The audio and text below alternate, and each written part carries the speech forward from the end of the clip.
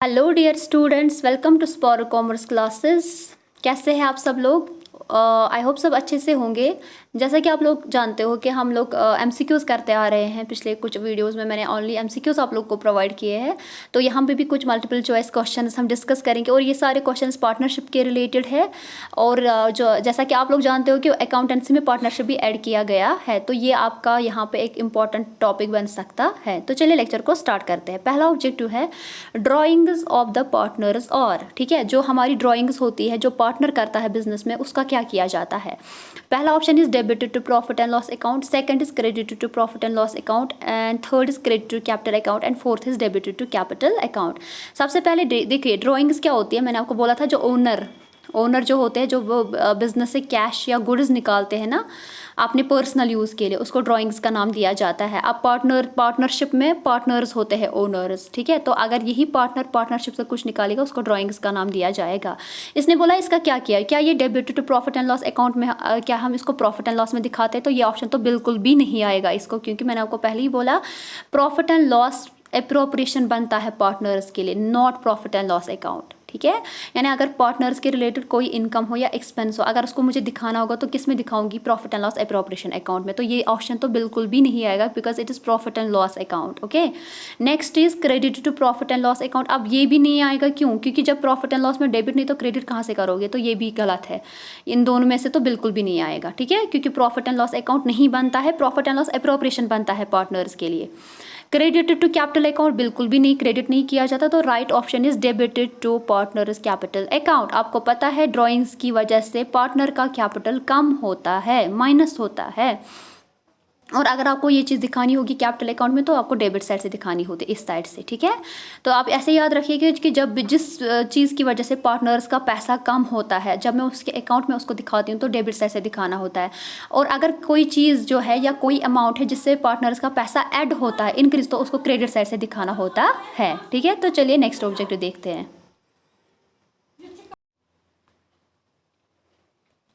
Under fixed capital methods profit will be credited to. जब आप fixed capital methods लेते हो, जब हम पार्टनरशिप में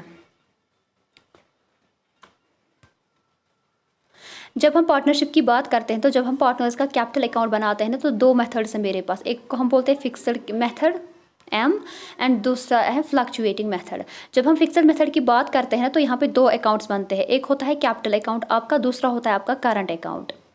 और यहाँ पे फ्लक्चुएटिंग में खाली एक बनता है, that is called capital account. अब जो आपने ये कैपिटल अकाउंट बनाया अंडर फिक्स्ड मेथड, इसमें क्या आप दिखाते हो? ओपनिंग बैलेंस दिखाई जाती है, closing balance, additions and permanent withdrawal. यानी चार चीज़ें इसमें आती है। जब आप फिक्स्ड मेथड में चले जाते हो, तो जब आप वहाँ पे कैपिटल अकाउंट बनाते हो, तो चार चीज़ें उसमें लिखी जाती है। ओपनिंग बैलेंस क्या है पार्टनर की, क्लोजिंग बैलेंस कितनी है उसके पास, उसने अगर कोई एडिशन डाला होगा यानी और पैसे डाली हो तो वो भी ऐड करेंगे। अगर उसने कुछ विड्रॉल किया होगा, विड्रॉल का मतलब है यहाँ पे परमानेंट विड्रॉल होना चाहिए, ठीक है, परमानेंटली बिजनेस से पैसे निकाले, तो वो भी दिखाया जाता है, ठीक है। तो ये यहाँ पे, लेकिन जो हम ये करंट अकाउंट इसमें बनाते हैं, करंट अकाउंट, इसमें क्या दिखाते हो आप लोग? अब पार्ट जरूरी बिजनेस में इतना ही नहीं कि पार्टनर्स का एडिशन होगा, पार्टनर्स को प्रॉफिट मिलता है, कभी कभी पार्टनर को सैलरी दी जाती है, कमीशन दिया जाता है, ठीक है, इंटरेस्ट ऑन कैपिटल दिया जाता है, इंटरेस्ट ऑन ड्राइंग्स दिए जाते हैं, ठीक है। तो वो कहाँ पे हम शो करते हैं? वो उसके लिए बनता है करंट अकाउंट। तो जो मतलब opening, closing, additions and permanent withdrawal, इसके अलावा अगर कोई और चीज़ पार्टनर को दी जा रही है, उससे ली जा रही है, वो उसके करंट अकाउंट में दिखाई जाती है। जब हम कौन सा मेथड फॉलो करते हैं? फिक्स्ड मेथड फॉलो जब हम करते हैं। लेकिन अगर हम फ्लक्चुएटिंग की बात करें, फ्लक्चुएटिंग में एक ही अकाउंट बनता है जिसको हम बोलते हैं कैपिटल अकाउंट, और इसमें सब कुछ दिखाया जाता है। फिर चाहे वो आपकी ओपनिंग बैलेंस हो, क्लोजिंग बैलेंस हो, सैलरी हो, इंटरेस्ट ऑन कैपिटल हो, इंटरेस्ट ऑन ड्राइंग हो, प्रॉफिट हो, सब कुछ एक ही अकाउंट में शो किया जाता है। तो यहाँ पे क्या बोले कि फिक्स्ड मेथड जब आप लेते हो, तो प्रॉफिट को कहाँ पे शो करोगे? तो मैंने आपको अभी बोला ये करंट अकाउंट में दिखाया जाता है। तो इसका राइट ऑप्शन इज सी। उसके बाद any partner who investment in the business but does not take active part in the business is any partner, actually it is any partner who invests in the business but does not take active part in the business is। बोल रहा है कि एक partner है, उसने पैसे तो दे दिए पार्टनरशिप के लिए, ठीक है, पार्टनरशिप में उसका पैसा तो लगा, लेकिन वो बिजनेस की एक्टिविटीज़ में पार्टिसिपेट नहीं कर रहा है। बिजनेस में क्या काम चल रहा है, बिजनेस में अकाउंट्स कैसे बन रहे हैं, कौन सा पार्टनर क्या कर रहा है, उसको इसके बारे में कुछ भी नहीं पता, वो बस खाली पैसे ही देता है। तो उस पार्टनर को हम क्या बोलते हैं, उसको स्लीपिंग पार्टनर कहा जाता है, ठीक है। Sleeping partner. सीक्रेट पार्टनर्स वो पार्टनर्स हैं जिनके बारे में किसी को नहीं पता होता है। एक्टिव पार्टनर्स वो होते हैं जो एक्टिव पार्टिसिपेट करते हैं बिजनेस में। नॉमिनल पार्टनर वो होता है जो नाम के लिए हो, ठीक है। नॉमिनल पार्टनर वो होते हैं जो खाली नाम के लिए होते हैं। तो इसका राइट ऑप्शन है B. Current accounts of the partner should be opened when the capital और। तो आप करंट अकाउंट कब ओपन करते हो, ये मैंने अभी ऊपर आपको समझाया, जब फिक्स्ड मेथड हम अप्लाई करते हैं तब बनता है ना आपका capital account and current account. Fluctuating में तो एक ही बनता है कैपिटल अकाउंट, ठीक है। इधर फ्लक्चुएटिंग नहीं, तो ये भी नहीं आएगा। तो इसका जो राइट ऑप्शन है that is B. In absence of an agreement, interest on loan advanced by the partner to the firm is allowed at the rate। अगर आपने कोई एग्रीमेंट नहीं बनाया होगा, ठीक है, पार्टनर ए है और बी, इन दोनों के बीच में कोई एग्रीमेंट नहीं है। अब बी ने दिया है फर्म को लोन, ठीक है, पार्टनरशिप फर्म को, जिसका हम नाम है ए बी फर्म, ठीक है। तो इन्होंने दिया है इसको लोन, तो इसको कितना इंटरेस्ट मिलेगा अगर इनके बीच में कोई एग्रीमेंट नहीं होगा, तो इसको इंटरेस्ट मिलता है 6% का, ठीक है।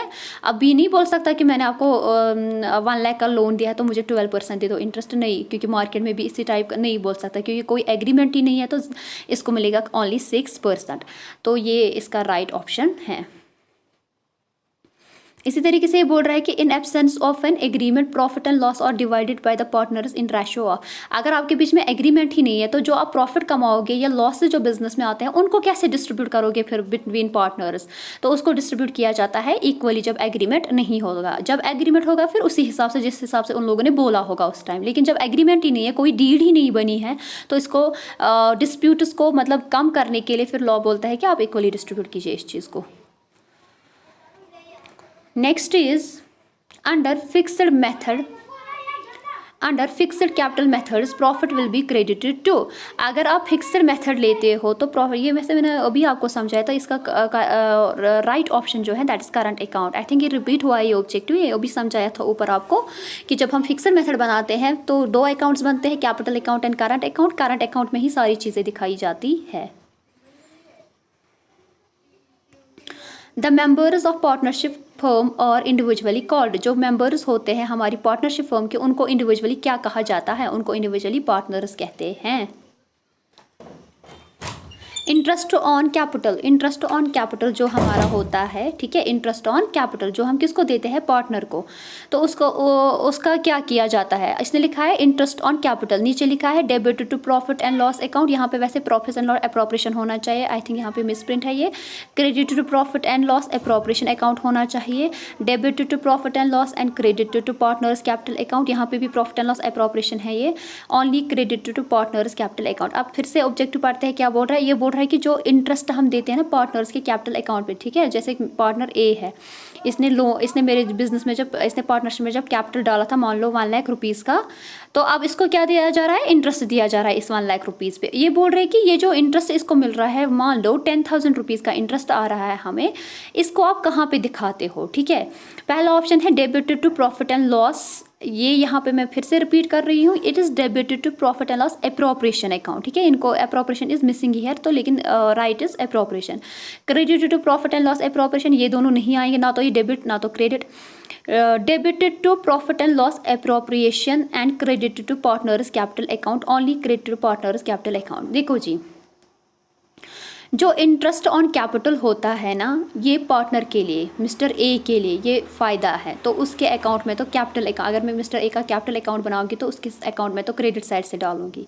लेकिन यही इंटरेस्ट पार्टनरशिप फर्म के लिए अगर हम देखेंगे तो एक्सपेंस है, तो ये अप्रोप्रिएशन अकाउंट में दिखाया जाएगा, लेकिन डेबिट साइड से।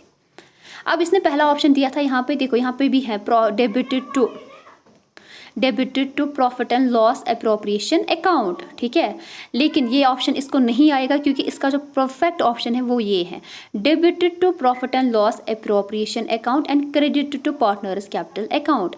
प्रॉफिट एंड लॉस अप्रोप्रिएशन में इसको आप डेबिट करते हो एंड पार्टनर्स कैपिटल अकाउंट में इसको क्रेडिट किया जाता है। ये तो बिल्कुल भी नहीं आएगा, इसने ओनली लिखा है, ओनली नहीं, ये खाली पार्टनर के कैपिटल अकाउंट में नहीं आता बल्कि प्रॉफिट एंड लॉस अप्रोप्रिएशन में आता है। तो मैं आपको फिर से बोल रही हूँ, ये यहाँ पे मिसप्रिंट हुआ है, it is actually profit and loss appropriation account, okay. Same यहाँ पे भी है अप्रोप्रिएशन, सेम यहाँ पे भी है अप्रोप्रिएशन, ओके। अब एक बात ये भी है, अगर ये वाला ऑप्शन हमें नहीं होता, अगर ये वाला ऑप्शन नहीं होता, ये वाला ऑप्शन नहीं होता, तो डेफिनेटली इसको फिर ये वाला आता, debited to profit and loss appropriation. अगर ये तो स्किप होते, ठीक है, ये तो इसमें आएगा नहीं, तो correct is C. Drawings of the partners और जो ड्राइंग्स होती है पार्टनर्स की, उनको क्या करते हो आप, debited to profit and loss account, okay, it's same thing, it's actually an appropriation account, credited to profit and loss appropriation account, credited to capital account, debited to, the right option is debited to capital account. इसको debit किया जाता है क्योंकि जब partner drawings करता है तो उसका कैपिटल अकाउंट कम किया जाता है, और जब पार्टनर उसको कैपिटल अकाउंट कम करना हो तो डेबिट साइड से अमाउंट आता है, तो इसका right option is debited to capital account, ठीक है, this one. Next, at the time of admission of a new partner general reserve is, देखो जब आप एक नए पार्टनर को बिजनेस में लाते हो, जो आपने रिजर्व्स ऑलरेडी क्रिएट, जो हमारे बिजनेस में रिजर्व्स होते हैं, ठीक है, जिनको हम जनरल रिजर्व, तो उसका क्या किया जाता है, debited to capital account of old partners, credit to capital account of old partners, allowed to remain is balance sheet, debited to current account. तो याद रखिएगा, इसको किया जाता है credited to capital account of older partner, क्योंकि ये जो रिजर्व होता है ना, ये ओल्ड पार्टनर्स का होता है, उन्होंने क्रिएट किया होता है, उनकी मतलब उन्होंने बिजनेस चलाया था, उन्होंने क्रिएट किया। तो ये जब हम नए पार्टनर को ऐड करते हैं तो हम क्या करते हैं, जितने भी रिजर्व्स होते हैं वो पहले पार्टनर्स में डिस्ट्रीब्यूट करते हैं हम, जो हमारे पुराने पार्टनर्स होते हैं, old partner, in old ratio उनके कैपिटल अकाउंट में क्रेडिट किया जाता है, और फिर जब एडमिशन होता है उसके बाद डेफिनेटली ये नया रिजर्व क्रिएट करते होंगे, ठीक है, जिसमें उस पार्टनर का भी हिस्सा होगा जो न्यू होता है। In the revaluation account and increase in the value of land and building. Revaluation account आपको पता है, जब हम पार्टनर को ऐड करते हैं या प्रॉफिट शेयरिंग रेशो चेंज करते हैं या रिटायरमेंट डेथ होती है किसी पार्टनर की, तो रिवैल्यूएशन अकाउंट बनाया जाता है। इसमें क्या होता है, इसमें एसेट्स की रिवैल्यूएशन जो होती है, यानी एसेट्स का जो वैल्यू चेंज होता है वो दिखाया जाता है, फिर चाहे वो इंक्रीज हो या डिक्रीज हो, ठीक है।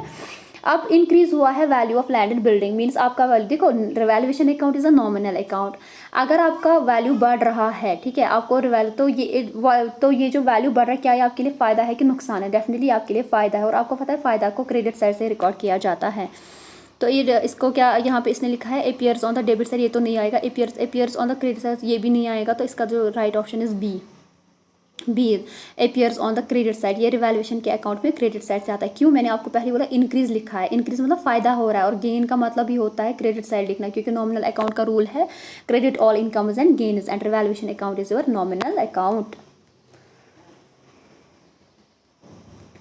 Revaluation account is operated to find out gain और loss at the time of. आप रिवैल्यूएशन अकाउंट कब बनाते हो, ठीक है, देखो रिवैल्यूएशन अकाउंट इसीलिए बनाया जाता है ताकि प्रॉफिट एंड लॉस पता चले, लेकिन कब बनाया जाता है रिवैल्यूएशन अकाउंट, एडमिशन के टाइम जब आप पार्टनर को करते हो, या रिटायरमेंट जब डेथ, तो इसका option is all of the above, क्योंकि हमने अभी समझा जब कोई पार्टनर ऐड होता है, जब रिटायर होता है, जब डेथ होती है, तो रिवैल्यूएशन अकाउंट बनाया जाता है ताकि प्रॉफिट का पता चले, ठीक है, ओल्ड पार्टनर्स का प्रॉफिट कितना है। Amount due to outgoing partner is shown in the balance sheet as, देखो आउटगोइंग पार्टनर का मतलब है वो पार्टनर जो रिटायर हो रहा है, ठीक है, बिजनेस से जा रहा है। अब ये बिजनेस से जा रहा है मीन्स ये अब मेरा पार्टनर नहीं रहा, ठीक है, तो इसका जो अमाउंट है जो मुझे इसको देना पड़ेगा, अगर वो बैलेंस शीट में आएगा तो कैसे आएगा, क्योंकि अब तो कैपिटल रहा नहीं वो, क्योंकि वो ओनर ही नहीं रहा। जब पार्टनर रिटायर हो रहा है, अगर मेरी कंपनी से मेरा एम्प्लॉय रिटायर, तो क्या वो मेरा एम्प्लॉय फिर से रहेगा, नहीं ना, अब तो वो चला गया मेरी कंपनी से। इसी तरीके से पार्टनर जा रहा है कंपनी से, पार्टनरशिप फॉर्म से, तो क्या वो पार्टनर रहेगा, नहीं। लेकिन इसकी जो, क्योंकि अब जब ये रिटायर होता है तो पेमेंट तो करनी पड़ेगी, क्योंकि इसने इन्वेस्टमेंट की होती है, तो जब मैं इसको पैसे देती हूँ तो अगर वो पैसा मुझे बैलेंस शीट में दिखाना होता है या बैलेंस शीट में आता है तो उसको कैसे हम दिखाते हैं? उसको क्या उसको कैपिटल अकाउंट उस टाइम कहा जाएगा? नो। क्या उसको एसेट्स कहा जाएगा? नो। लाइबिलिटी है, लेकिन लाइबिलिटी है परफेक्ट ऑप्शन, लाइबिलिटी होती है but loan is the right option, ठीक है। तो इसका जो उसको लोन ट्रीट किया जाता है। मान लो ए जो है, ए जा रहा है मेरे पार्टनरशिप से, इसको मुझे इसका जो अमाउंट बन रहा है वो 1 लाख रुपीज़ बन रहा है, ठीक है। अगर मैं इसको पे करूँगी तब तो लोन है ही नहीं, ठीक है। तो मैंने तो पे कर दिया, लेकिन अगर ये 1 लाख रुपीज़ मैंने पे नहीं किया अभी मिस्टर ए को, अभी भी मैं अपने पास ही रख रही हूँ, तो इसको मैं एज अ कैपिटल नहीं बल्कि एज अ लोन ट्रीट करूँगी, क्योंकि मिस्टर ए अब मेरा पार्टनर नहीं रहा, ठीक है। रिटायरमेंट और death of a partner is dissolution of a partnership agreement, is dissolution of a firm, may or may not dissolution of a partnership agreement, none of the above। अगर आपका partner retire हो रहा है या किसी की death हो रही है तो इसका मतलब क्या है? क्या इसका मतलब है कि पार्टनरशिप एग्रीमेंट जो आपने बनाया है वो ख़त्म हो गया, या इसका मतलब ये है कि फर्म ही बंद हो गई, या इसका मतलब है कि may or may not be dissolution and none of that. तो इसका जो right option that is A, partnership agreement खत्म होता है, पार्टनरशिप नहीं, फर्म नहीं। बिजनेस का बंद होने का मतलब ये जो है ना दूसरा dissolution of a firm, firm का बंद होने का मतलब बिल्कुल क्लोज डाउन करना अपने बिजनेस को, कोई भी काम नहीं चलेगा, बिल्कुल बंद कर देना आप बिजनेस, ठीक है। एग्रीमेंट का मतलब होना ये डिसोल्यूशन ऑफ एग्रीमेंट का मतलब होना है कि जो मैंने पहला एग्रीमेंट बनाया था वो खत्म होगा, अब हम नया एग्रीमेंट बनाए, बिजनेस चल रहा है लेकिन एग्रीमेंट हमारा खत्म हुआ। क्योंकि जो पुराना एग्रीमेंट था, मान लो उसमें 2 ही पार्टनर्स है, लेकिन अब तो या मान लो उसमें 3 पार्टनर्स है, ठीक है। ये जो पहला एग्रीमेंट हमने बनाया था इसमें 3 पार्टनर्स थे, ए बी सी, लेकिन अब तो सी जा रहा है ना, या इसकी डेथ हो गई, अब नया एग्रीमेंट बनेगा, उसमें खाली ए एंड बी होंगे और इनके बीच में टर्म्स एंड कंडीशंस रखी जाएगी। तो इसका मतलब ये नहीं कि आपका पार्टनरशिप बिजनेस खत्म हो गया, ओनली आपकी एग्रीमेंट खत्म हो गई जो आपने एग्रीमेंट बनाई थी। तो इसका जो राइट ऑप्शन है dissolution of a partnership agreement होता है जब रिटायरमेंट एंड डेथ होती है पार्टनर की, फर्म की डिसोल्यूशन नहीं होती, okay. Old profit sharing ratio minus new profit sharing ratio is equal to old ratio minus new ratio किसके बराबर होता है? Sacrificing ratio. तो राइट ऑप्शन इज ए। वैसे रेशियो गेनिंग रेशियो किसके बराबर होता है? New ratio minus old ratio, उसके बराबर है कैपिटल ये गेनिंग रेशियो। कैपिटल रेशियो बराबर किसके होता है? जितना आपने कैपिटल कंट्रीब्यूट किया होता है ये उसी हिसाब से निकाला जाता है capital ratio. At the time of dissolution, the assets are transferred to realization accounts. All assets लिखा है, all assets are transferred to realization accounts. Only current assets are transferred to realization account. Non-cash assets are transferred to realization. Only liquid and current assets. तो इसका जो right option है ना वो है सी, non cash assets को transfer किया जाता है रियलाइजेशन अकाउंट में। जब अब बिजनेस, यहाँ पे फर्म की बात हो रही है, फर्म जब पार्टनरशिप फर्म बंद होती है तो हमें क्या करना पड़ता है? जितनी भी नॉन कैश एसेट्स होती है, नॉन कैश एसेट्स वो एसेट्स होती है जो जल्दी कन्वर्ट नहीं होती कैश में, जैसे लैंड है, बिल्डिंग है, ठीक है, डेटर्स वगैरह है, तो ये सारी एसेट्स ट्रांसफ़र की जाती है रियलाइजेशन अकाउंट में। तो फिर रियलाइजेशन में कौन सी ट्रांसफ़र नहीं की जाती है? Cash assets. कैश एसेट्स मतलब कैश एंड बैंक जो होती है वो रियलाइजेशन में ट्रांसफ़र नहीं करते हम लोग जब हम बिजनेस को बंद करते हैं। बाकी जितनी भी एसेट्स होती है वो सारी की सारी ट्रांसफ़र की जाती है और उन एसेट्स को नाम दिया गया है नॉन कैश एसेट्स, ठीक है। नॉन कैश एसेट्स फिर से बोलती हूँ, नॉन कैश एसेट्स वो होती है जो जिनको आप जल्दी कन्वर्ट नहीं कर सकते कैश में। तो वो सारी एसेट्स आपको कहाँ ट्रांसफ़र करनी होती है? रियलाइजेशन अकाउंट में, जब आप अपनी बिजनेस, अपना पार्टनरशिप फर्म बंद करते हो। If a partner takes over an asset of the firm, his capital account, अगर एक पार्टनर एसेट लेता है बिजनेस से तो उसके कैपिटल अकाउंट पे क्या करोगे? मान लो ये ए है, इसका टोटल कैपिटल पार्टनरशिप में है 1 लाख रुपीज़। अब पार्टनर, ये है मेरी पार्टनरशिप फर्म, अब पार्टनरशिप फर्म में एक एसेट थी मान लो 50,000 की और ये इसी मिस्टर ए ने ले ली। आप मुझे एक बात बताओ, मेरे एसेट थी 50,000 रुपीज़ की और ये मिस्टर ए ने ले ली, ठीक है। तो इसके कैपिटल अकाउंट पे क्या असर पड़ेगा? डेफिनेटली इसका कैपिटल अकाउंट कम हो जाएगा 50,000 से। क्यों भाई? 1 लाख रुपीज़ आपने डाला था, उसमें से तो आपने पहले ही 50,000 ले लिए ना in the form of asset. तो अब तो आपके बिजनेस में आपका पैसा मेरे पास कितना बचा? Only 50,000, okay. तो देखते इसने क्या लिखा है, will be debited with the amount as agreed, will be credited with the market value of asset, will be debited with the book value. तो विल बी डेबिटेड, क्योंकि कम हो रहा है आपका कैपिटल अकाउंट। अभी समझाया कैसे कम होगा, और ये भी समझाया था जब कम होता है कैपिटल अकाउंट तो डेबिट साइड से लिखना पड़ता है वो चीज़। तो ये आ जाएगा डेबिट साइड और विद द एग्रीड वैल्यू के, किस वैल्यू पे, जितनी वैल्यू पे इसने ली होगी एसेट, ठीक है। चाहे मार्केट में क्या वैल्यू हो, बुक वैल्यू क्या हो, वो मैटर नहीं करेगा, इसने कितने वैल्यू पे ली है वही मैटर करेगा। रिवैल्यूएशन अकाउंट कौन सा अकाउंट है वो भी समझाया था, it is a nominal account, personal है नहीं, रियल भी नहीं है, कैश भी नहीं है, तो नॉमिनल अकाउंट इसका राइट ऑप्शन है डी। व्हेन गुड्स, अच्छा is actually goodwill, when goodwill is brought in cash by a new partner method is known as, उसको हम प्रीमियम मेथड कहते हैं। जब एक नया पार्टनर बिजनेस में आता है ना तो उसको एक तो उसको पैसे भी लाने होते हैं जिसको हम कैपिटल कहेंगे, तभी तो पार्टनर बनेगा। कैपिटल के साथ साथ उसको गुडविल भी लानी पड़ती है, ठीक है। Goodwill is a reputation, it is actually a compensation, इसलिए लानी पड़ती है क्योंकि जो पुराने पार्टनर्स होते हैं उन्होंने ऑलरेडी बिजनेस सेटअप किया होता है, उनकी मार्केट में रेपुटेशन बनी हो चुकी होती है। तो अब जो ये नया पार्टनर है ना, ये उस रेपुटेशन का बेनिफिट अब इसको भी मिलता है, तो उसको कंपनसेट करना पड़ता है पुराने पार्टनर्स को, ठीक है। इसको गुडविल भी लानी पड़ती है। जो अगर वो कैश में लाएगा ना उस गुडविल को, तो उसको उस टाइम प्रीमियम मेथड कहते हैं। और याद रखिएगा, ज़रूरी नहीं है कि पार्टनर हमेशा गुडविल जो है कैश की फॉर्म में लाए, कभी कभी एसेट्स की फॉर्म में भी लाता है। तो ये हमारा लास्ट ऑब्जेक्टिव था पार्टनरशिप का। आई होप सो कि आपको ये सारे ऑब्जेक्टिव्स क्लियर हुए होंगे। मिलते हैं हम अपने नेक्स्ट वीडियो में, तब तक के लिए अल्लाह हाफिज़ and join our Telegram channel also, link will be in description.